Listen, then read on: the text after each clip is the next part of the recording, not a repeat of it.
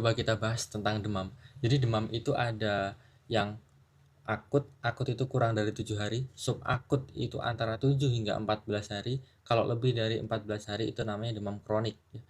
Kalau demam kronik ini biasanya disebabkan oleh infeksi yang bersifat kronik seperti TB, HIV, atau mungkin juga bisa karena keganasan. Kalau yang demam kurang dari 7 hari atau demam akut itu biasanya disebabkan yang paling terkenal itu ya bisa cuma demam common cold atau influenza atau demam karena denggi atau demam berdarah. Nah, kalau 7 hingga 14 hari itu yang mungkin kita juga tahu adalah demam karena tifoid. Wah, sebenarnya suhu tubuh normal itu berapa sih? Kapan seseorang dapat disebut demam? Jadi demam itu ketika suhu tubuh melebihi suhu normal. Nah, pertanyaannya suhu normal itu berapa sih sebenarnya? Pada pagi hari itu suhu tubuh cenderung lebih rendah. Maka suhu tubuh yang normal itu maksimal 37,2. Kalau pada sore hari maksimal 37,7. Ketika lebih dari suhu ini maka disebut demam. Jadi batas demam pagi dan demam sore itu sebenarnya berbeda.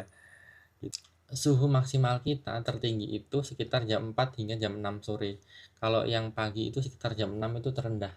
Jadi kalau orang suhunya 36,6 baik pagi ataupun sore ya itu normal, nggak demam. Karena kan di bawah batasnya tadi.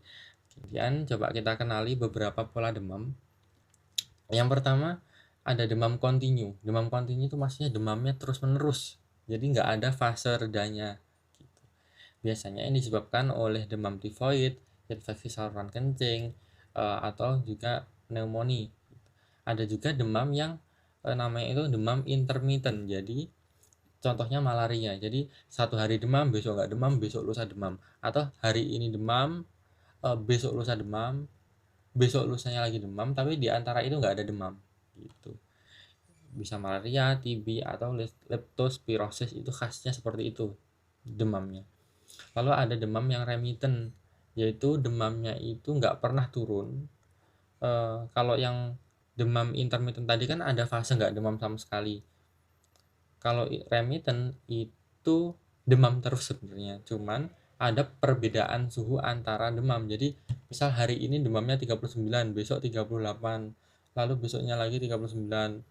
Nah, kan turunnya kan sekitar 1 derajatan. Ketika turun lebih dari 1 derajat ini disebutnya demam remittent. Jadi demamnya itu tetap demam, cuman dia variasinya lebih dari 1 derajat Celcius.